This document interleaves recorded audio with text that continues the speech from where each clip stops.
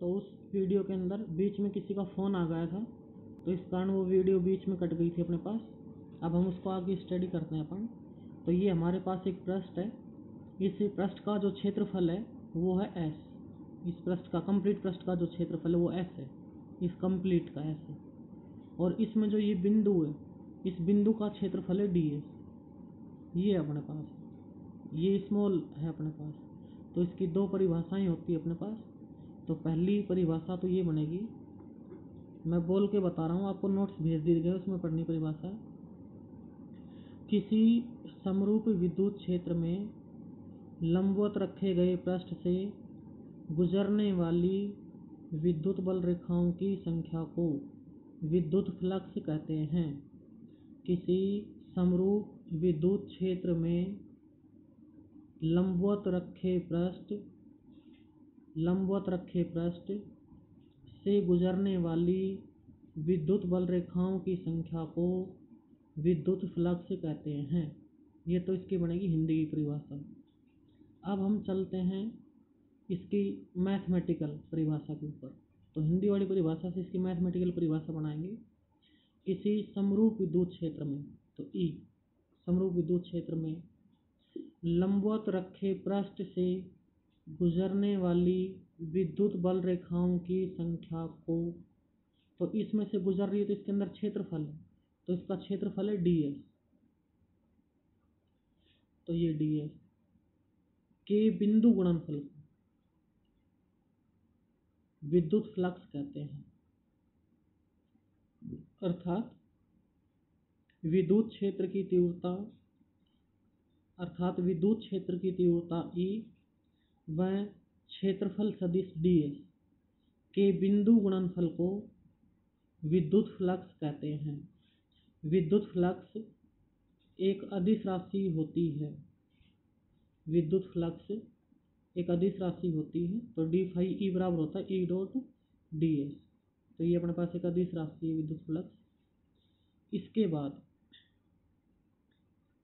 यदि हमने इस कंप्लीट पृष्ठ का विद्युत फ्लक्स ज्ञात करना हो तो फिर कैसे ज्ञात करें? ये तो हमने अभी इस बिंदु के लिए ज्ञात किया अपन ने। तो यहाँ से अब इसको आगे बढ़ाते हैं। तो यहाँ से d फाई E बराबर आएगा EDS कोस थीटा। ये समीकरण नंबर आपकी 1 और ये समीकरण नंबर आपकी 2। तो यहाँ से ये जो डॉट है, इस डॉट को जब अपन ने हटाया तो इस डॉट की जगह आता है कोस थीटा। अगर यहाँ पे बीच में क्रॉस होता तो यहाँ पे एंगल आता साइन थीटा। अब हमने जिसके बीच में डॉट और क्रॉस हटाया है, उसी के बीच का कोण थीटा बनेगा। तो यहाँ पर जो थीटा बराबर है ये बनेगा E व DS के मध्य का कोण। E व DS के मध्य का कोण ये बना अपने पास। अब यदि संपूर्ण पृष्ठ का विद्युत फ्लक्स ज्ञात करना हो तो समीकरण 1 का दोनों तरफ समाकलन करने पर, तो d फाई E का तो फाई E आ जाएगा और इधर लगा देंगे अपन समाकलन, तो ये आ जाएगा समाकलन E डॉट DS। ये आ जाएगा अपने पास फाई E बराबर समाकलन E डॉट DS। ये समीकरण नंबर आ जाएगी 3 अपने पास। अब यहाँ से सवाल ये आता है कि हमने यहाँ पे फाई E के आगे ये D क्यों लगाया? तो ये जो D होता है ये अल्पांश विद्युत फ्लक्स के लिए यूज में आता है। तो यहाँ पे क्षेत्रफल अल्पांश है, तो यहाँ पे जो विद्युत फ्लक्स आएगा ये भी अल्पांश आएगा। तो d फाई E बराबर आया EDS कोस थीटा। ये आ जाएगा अपने पास। इसके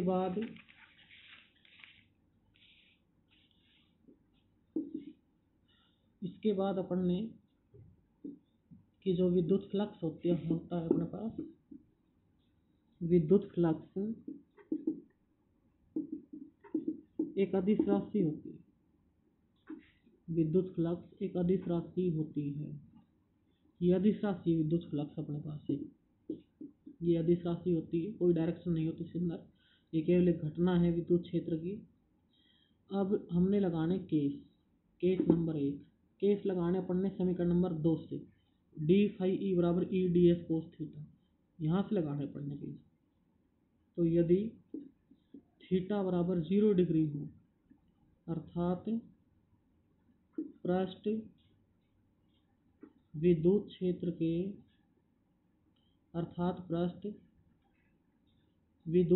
के लंबवत रखा हो, तो समीकरण 2 से, तो डी फाई ई बराबर आएगा प्लस का ई डी एस, क्योंकि जो कोस 0 डिग्री का मान 1, तो यहाँ से ये आ जाएगा अपने पास। तो यहाँ पे प्लस आ रहा है, तो प्लस का मतलब होता है प्लस से बल रेखाएं बाहर निकलती है, तो बाहर को बोलते हैं निर्गत।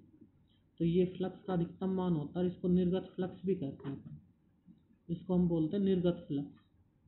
तो ये निर्गत फ्लक्स अपने पास, इसको हम निर्गत फ्लक्स बोलते हैं, ये आ जाएगा अपने पास। ये फ्लक्स वाला टॉपिक, एक विद्युत फ्लक्स होता है और एक होता है चुंबकीय फ्लक्स। इसमें ही केवल थीटा बराबर 0 का मतलब होता है लंबवत, और थीटा बराबर 90 का मतलब होता है समांतर। बाकी पूरी फिजिक्स में हर जगह थीटा बराबर 0 हो तो उसका मतलब तो होता है समांतर, और थीटा बराबर 90 हो तो उसको बोलते हैं अपन लंबवत। लेकिन इस फ्लक्स वाले टॉपिक में अपोजिट होता है, 0 के ऊपर तो बनेगा लंबवत और 90 के ऊपर बनेगा समांतर। तो ये डी फाई ई बराबर आया प्लस का ई डी एस, तो ये निर्गत फ्लक्स आया अपने पास। अब केस नंबर 2 लगाना है, यदि थीटा बराबर 90 डिग्री हो, अर्थात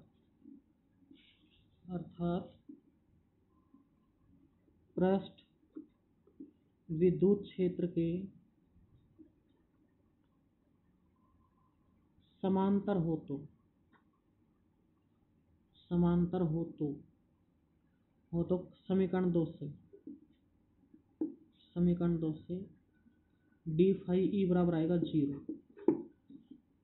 क्योंकि कोस 90 का मान होता है 0, और 0 सबको 0 बना देगा अपने पास, तो ये 0 बना। अब आता केस नंबर 3, यदि थीटा बराबर 90 डिग्री 180 डिग्री हो तो, 180 डिग्री हो तो, यदि थीटा बराबर 180 डिग्री हो तो समीकरण 2 से, तो कोस 180 का मान होता है -1, तो यह आ जाएगा डी फाई ई बराबर माइनस का ई डी एस, ये आ जाएगा अपने पास।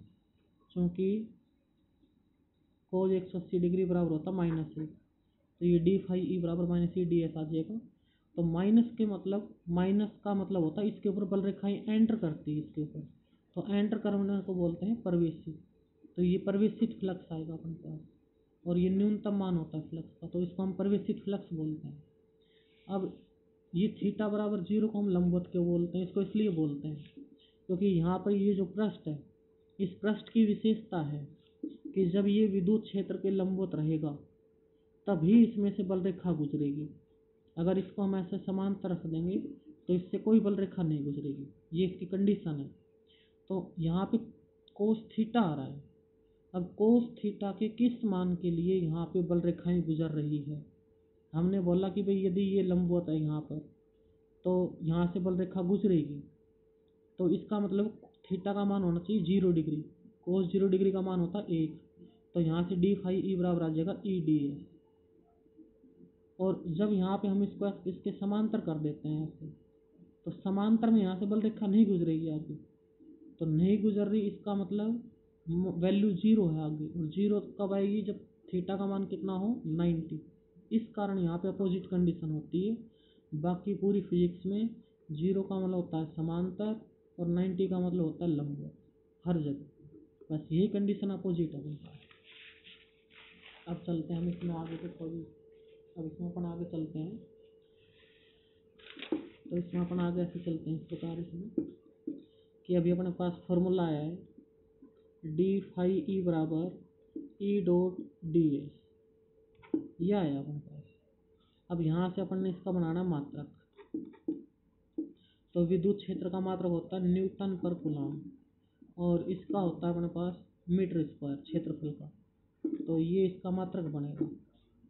किसका बनेगा? ये फ्लक्स का। फ्लक्स का मात्रक बना। विद्युत क्षेत्र का दूसरा मात्रक होता है वोल्ट पर मीटर।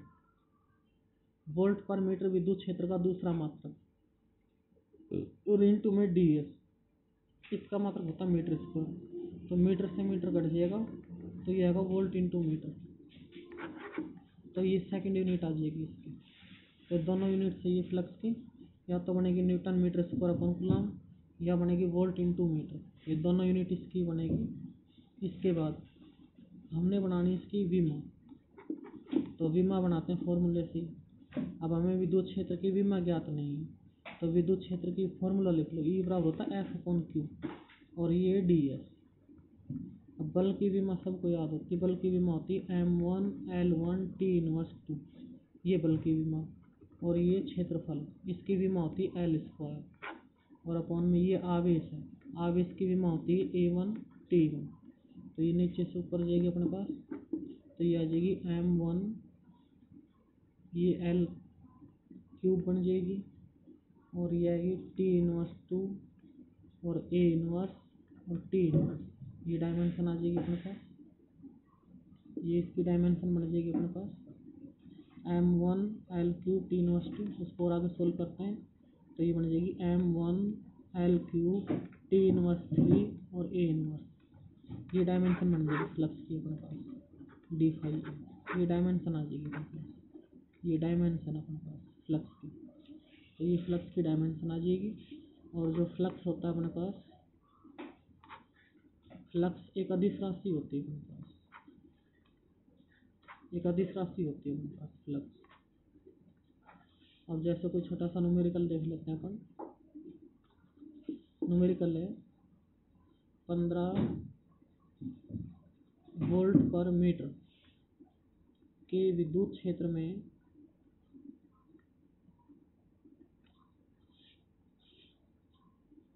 कोई पृष्ठ जिसका क्षेत्रफल 15 मीटर स्क्वायर है, विद्युत क्षेत्र के साथ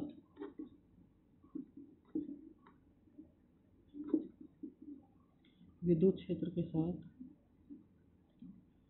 60 डिग्री कोण पर रखा हुआ है। विद्युत फ्लक्स का मान ज्ञात कीजिए। विद्युत फ्लक्स का मान ज्ञात कीजिए।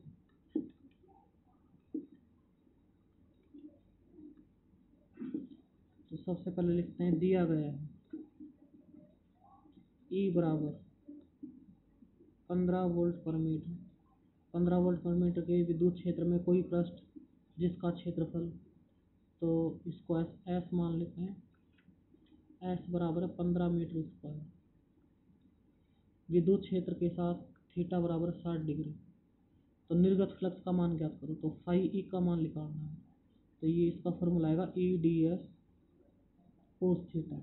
ये फॉर्मूला आ जाएगा अपने पास, EDS cos theta. Phi E बराबर आएगा EDS कोस थीटा।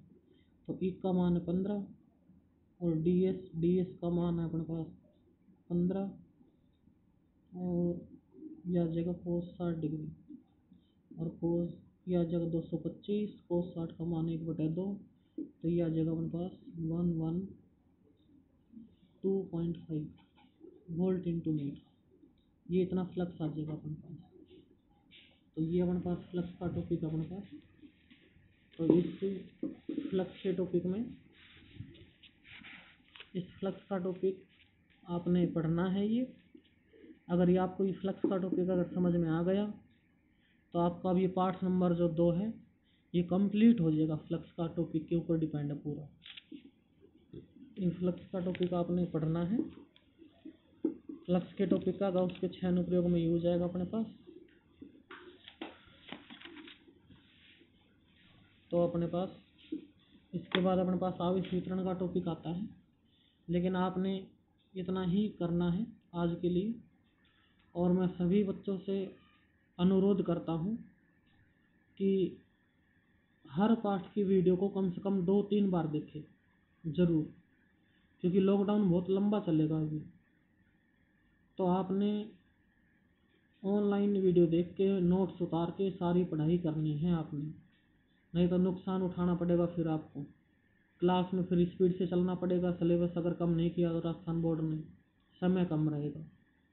तो सभी बच्चों से बार बार अनुरोध है कि मोबाइल पर अनावश्यक चीज़ों को न देखकर केवल काम की चीज़ों को ही देखें, और हर वीडियो को 2-3 बार देखें। आपको सारी चीज़ समझ में आ जाएगी। टाइम का सदुपयोग करो, दुरुपयोग मत करो समय का। ये ज़िंदगी एक बार ही मिलती, बार बार नहीं मिलती ज़िंदगी। अब आपने पढ़ना है, क्या करना है वो आपका डिसीजन है। हम तो यही कहते हैं भाई, ऑनलाइन वीडियो को देखो, आपको बिल्कुल बोर्ड की तरह पढ़ाया जा रहा है, जैसे बोर्ड के ऊपर एक्सप्लेन करते हैं ऐसे ही।